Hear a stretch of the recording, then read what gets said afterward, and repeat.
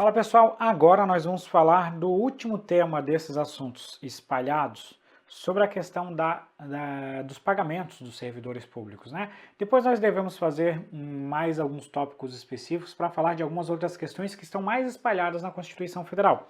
Mas para fechar aqui o artigo 37, na parte de remuneração, subsídio, etc e tal, nós vamos falar agora da irredutibilidade dos vencimentos ou subsídios dos servidores públicos.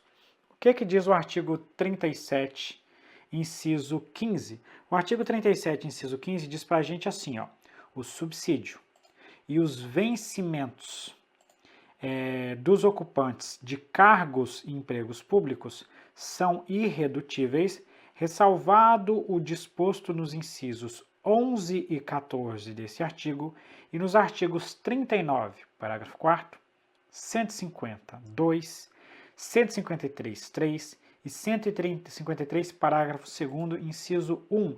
Aqui nós temos uma série de detalhezinhos, né, de pequenas exceções que não são tão relevantes assim para a questão de prova. Eu vou trazer para vocês qual que é a ressalva que realmente vai ser importante para a gente. Mas a primeira coisa que eu tenho que chamar a atenção para vocês é que quando nós estamos estudando todo o artigo 37, na maior parte das vezes ele está falando de cargo público, né? Porque é disso que ele predominantemente está falando, artigo 37, por aí vai. Algumas regras são válidas para os empregos públicos, e isso acontece quando expressamente a Constituição fala. E, por exemplo, aqui, no artigo 37, inciso 5, ele fala que são irredutíveis os subsídios e os vencimentos dos empregados públicos também, né?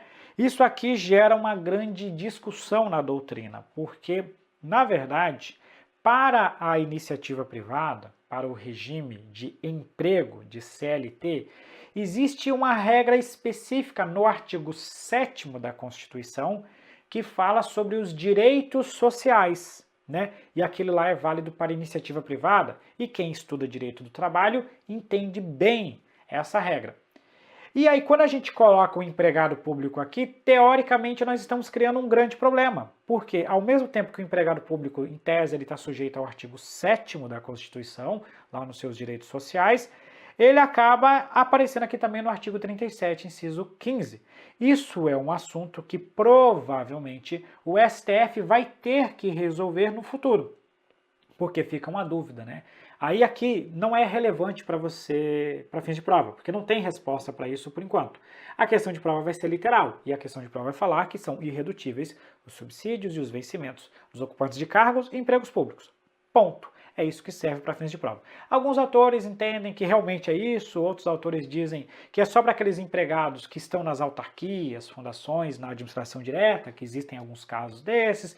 Alguns entendem que não é bem assim. Enfim, tem diversas interpretações possíveis. Para a prova, vale o que é literal, que é o que está aqui no artigo 37, inciso 15. Primeiro ponto que eu queria superar com vocês.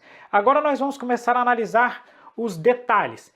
Isso aqui se chama, né, existe um princípio para descrever esse dispositivo constitucional que se chama princípio da irredutibilidade. Princípio da irredutibilidade dos vencimentos ou subsídios dos servidores públicos, né? No âmbito aqui da nossa administração, dos ocupantes de cargos e empregos públicos. E esse princípio da irredutibilidade, o nome é difícil até de falar, ele tem alguns detalhes que nós precisamos entender. Primeiro, quando nós falamos de irredutibilidade, nós estamos falando aqui do valor final.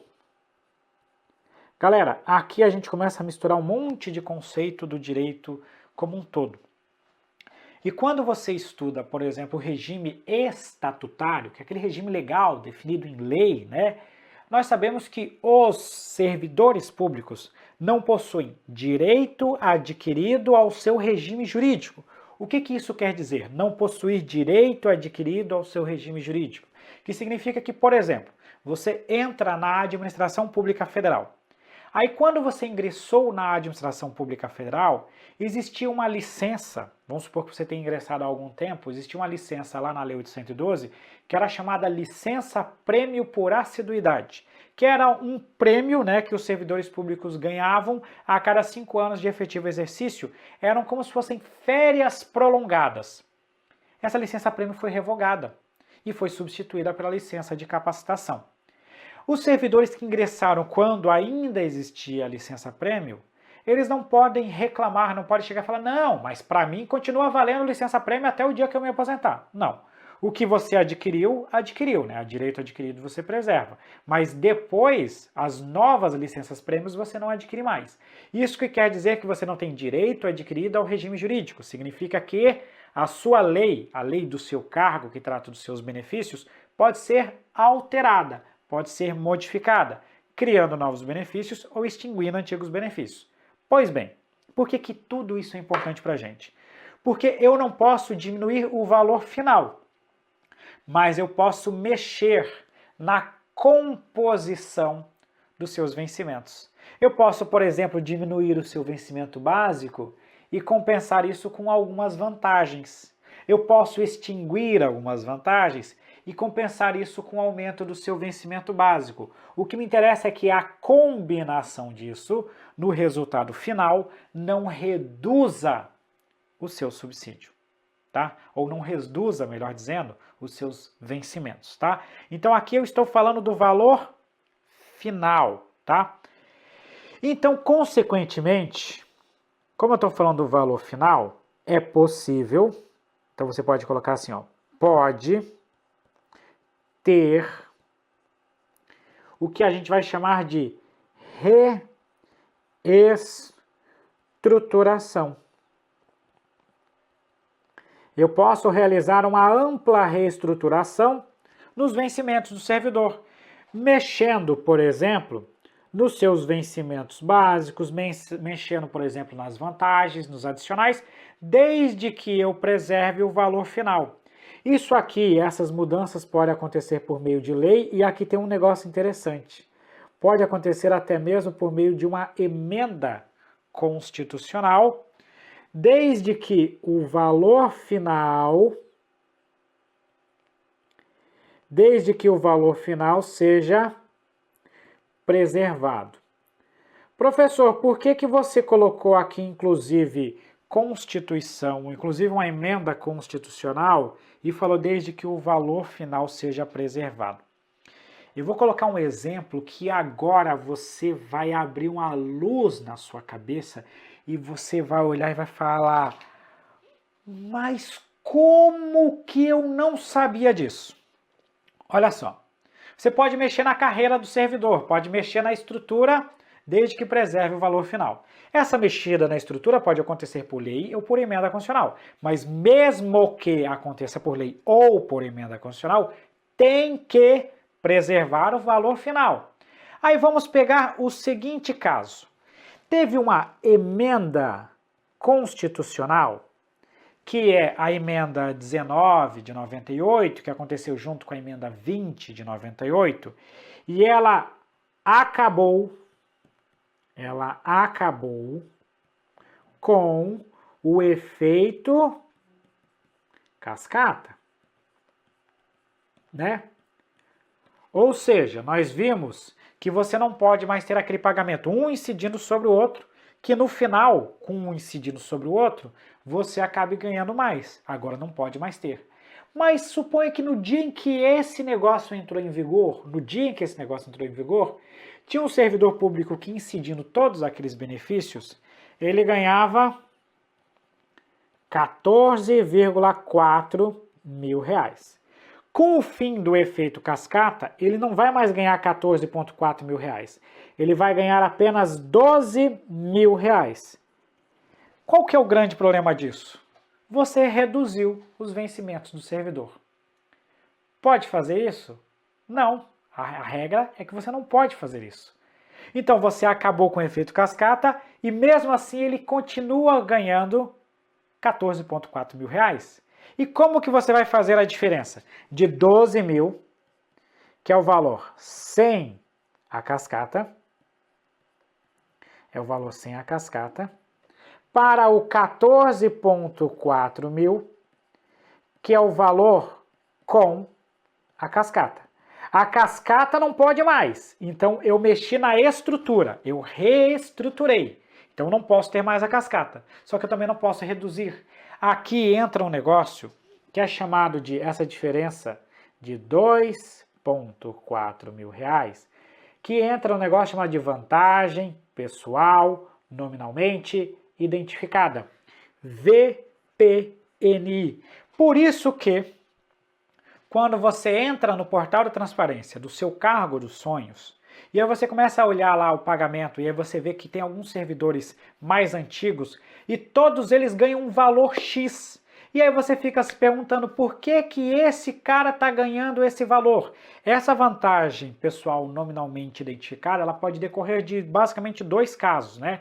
Dessa situação de alterações na Constituição, que ensejaram uma diminuição do pagamento dele que ele não poderia sofrer, ou também de alguns casos específicos que são decorrentes aí lá em 94 da mudança para o plano real, que daí já é um assunto que não nos interessa nessa aula de hoje. Então, por que que acontecia, por que que vai ter esse valor aqui? Para escalonar, ou para conseguir integrar a reestruturação junto com a irredutibilidade dos vencimentos. Então aqui é uma compensação para não reduzir. É basicamente isso que a gente tem. Então se você reestruturar uma carreira, seja por lei, seja por emenda constitucional, e isso ensejar a diminuição dos vencimentos de algum servidor, esse servidor vai ter que ter uma compensação, porque ele não pode reduzir o subsídio dele. E essa compensação ela vai vir por algum tipo de vantagem, que muitas vezes é chamada de vantagem pessoal nominalmente identificada. Ponto. Já sei que então que eu posso ter uma reestruturação desde que eu preserve o valor final. Essa reestruturação pode ocorrer por lei ou por emenda constitucional e mesmo assim tem que preservar o valor final. Daqui a pouco eu vou ver uma exceção que foge um pouquinho a essa regra. Segundo caso que eu tenho que trazer aqui para vocês, sobre o princípio da irredutibilidade. Se a gente pega e faz assim, ó. Chega lá alguém e chega numa carreira que é 30 horas semanais. Aí chega um candidato, um governador, sei lá, e ele fala assim, não, nós vamos acabar com esse negócio aí de 30 horas. A partir de agora, todo servidor público vai ter a carga horária aumentada. Nós vamos aumentar essa carga horária dos servidores e vamos fazer esse aumento,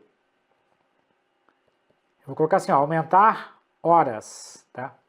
Nós vamos fazer esse aumento sem ensejar despesa, porque é um absurdo os caras trabalharem 30, 35 horas e tá ganhando o que estão ganhando. Eles vão trabalhar 40 horas igual a todo mundo. Não, eu acho até que tá certo, senhor governador, só que tem um problema. Se você aumenta a carga horária sem compensar o pagamento, você está indiretamente diminuindo os vencimentos deles, e aí não pode. Segundo o STF, se você aumentar a carga horária do servidor público, você tem que gerar um aumento do pagamento que seja proporcional ao aumento das horas. Então, pode aumentar? Pode, né? Desde que observe os demais parâmetros constitucionais. Só que se aumentar, tem que aumentar proporcionalmente. Se o cara trabalha 30 horas e vai passar a trabalhar 40 horas, ele teve um aumento de 1/3 da sua carga horária. Teve um aumento de mais 10 horas, que é 1/3 de 30, ele vai ter que ter um correspondente aumento de 1/3 do que ele está ganhando. Vamos lá. Quando eu falo de irredutibilidade, essa irredutibilidade, ela tem dois problemas. Primeiro, ela é uma irredutibilidade nominal. O que eu quero dizer com irredutibilidade nominal? Ela não gera, ela não preserva, vamos colocar aqui, ó, não preserva o que nós vamos chamar de valor real. Como assim, professor, não preserva o valor real? Olha, quando eu entrei no serviço público, né, eu tinha um subsídio X. Com o tempo, não foi tendo revisão geral anual e a inflação foi corroendo aquilo que eu ganhava.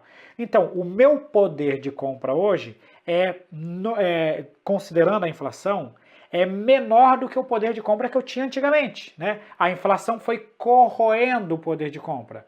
Então, eu tive uma, entre aspas, redução do meu poder de compra, mas nominalmente não diminuiu a minha remuneração.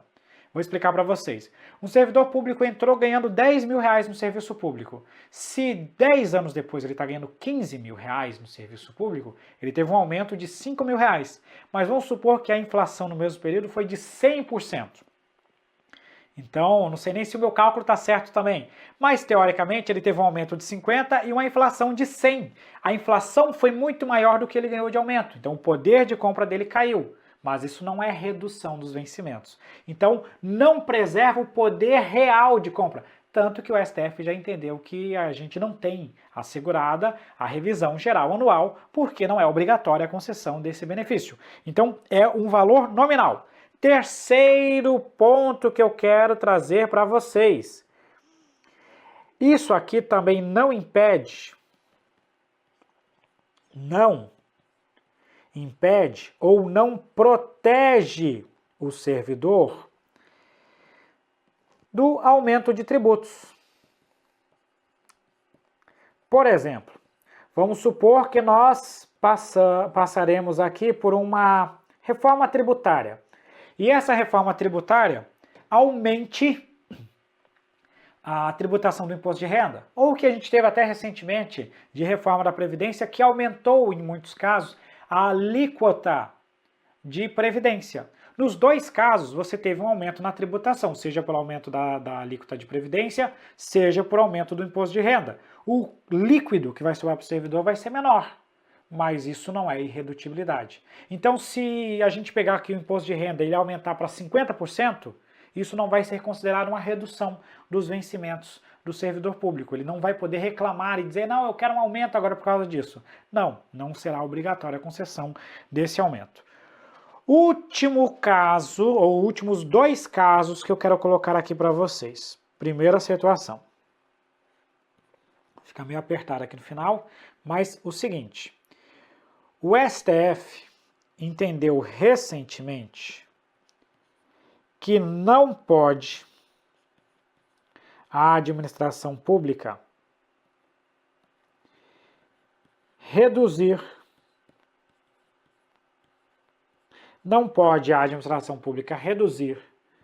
os vencimentos do servidor / horas de trabalho para adequar aos limites de despesa de pessoal estabelecidos na Lei de Responsabilidade Fiscal. Inclusive, o STF declarou a inconstitucionalidade de um artigo da Lei de Responsabilidade Fiscal que dizia que quando a administração pública extrapolasse o limite de despesa com pessoal, que é definido na própria Lei de Responsabilidade Fiscal, seria possível temporariamente reduzir a carga horária dos servidores com redução proporcional dos vencimentos desses servidores. Então você reduzia as horas de trabalho para reduzir também o quanto que você vai pagar para o servidor. O STF entendeu que isso é inconstitucional por ofensa ao princípio da irredutibilidade dos subsídios, tá? Dos vencimentos e subsídios fixada na Constituição Federal. Segundo o STF, na oportunidade, inclusive, foi dito que a Constituição Federal, né, prevê outros mecanismos para a redução da despesa de pessoal que não seja a redução do horário de trabalho e também do vencimento que o servidor vai receber em virtude dessa diminuição, tá? Então não pode reduzir hora e vencimento, né, fazer essa redução proporcional de forma temporária para atender ao limite de despesa da LRF, conforme entendimento recente do STF sobre esse assunto. Último caso que eu quero colocar para vocês é o seguinte, olha, eu falei para vocês que eu estou falando do valor final, que se você mexer por lei ou por emenda constitucional tem que preservar o valor final. Só que não é absoluto. Eu quero dizer para vocês que não significa que em nenhuma hipótese eu poderei reduzir o valor final de forma nominal. Porque tem um caso em que eu posso reduzir. Ou seja, tem uma exceção, tá? Essa exceção aqui que eu estou falando não é exceção aos casos aqui de cima, é exceção ao próprio princípio da irredutibilidade. Tá? Então, eu vou colocar assim, ó. Uma exceção ao princípio da irredutibilidade é qual? A exceção ao limite, ao princípio da irredutibilidade, é a aplicação do teto constitucional. Por que eu estou falando isso para vocês? Porque se você encontrar um servidor público que está ganhando além do teto constitucional, no dia em que foi promulgada a emenda constitucional, fixando o teto, qualquer servidor que estivesse ganhando acima do teto constitucional, qualquer entre aspas, eu já vou explicar para vocês o entre aspas, ele deveria ter uma redução por intermédio de um abate-teto. Por quê? Porque, segundo o STF, isso é uma norma constitucional de eficácia plena e que, portanto, tem que reduzir o valor para adequar ao teto. Então, assim, se eu mexo na estrutura da carreira por causa de uma determinação de uma emenda constitucional, ainda assim eu tenho que observar a irredutibilidade. Porém, se eu estiver falando do teto constitucional, no caso do teto, se você está ganhando além do teto no momento em que passa a vigorar o teto, automaticamente você tem que ganhar menos. Se você sofre uma reestruturação na sua carreira e ela te jogaria para cima do teto, nós vamos ter que diminuir para o teto. Então nós podemos reduzir os vencimentos em virtude da incidência do teto constitucional? Sim, podemos. Essa é a exceção.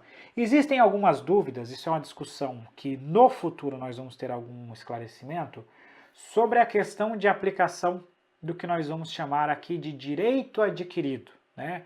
A questão, em alguns casos, em que há direito adquirido, se essa questão do teto constitucional poderia atentar contra um direito adquirido. Isso o STF ainda não se pronunciou e é irrelevante para a gente por enquanto, por questões de prova. Por hora, você tem que entender que é o seguinte, nós temos o princípio da irredutibilidade, você não pode reduzir, mas poderá reduzir se for o caso de violação ao teto constitucional. Nesse caso, tem que reduzir, tem que aplicar o abate-teto para se adequar aos valores definidos na Constituição Federal, tá? Uma questão inédita para a gente. Nem mesmo a Constituição Federal poderá realizar equiparação de vencimentos ou subsídios de agentes públicos, né? Esse item aqui está errado porque nós já vimos que as equiparações realizadas na Constituição Federal são consideradas válidas. E o exemplo que eu passei para vocês foi dos ministros do TCU, que são equiparados aos ministros do STJ para fins de subsídio. E com base nisso, esse quesito aqui está incorreto. E assim a gente fechou esse bloco da nossa aula.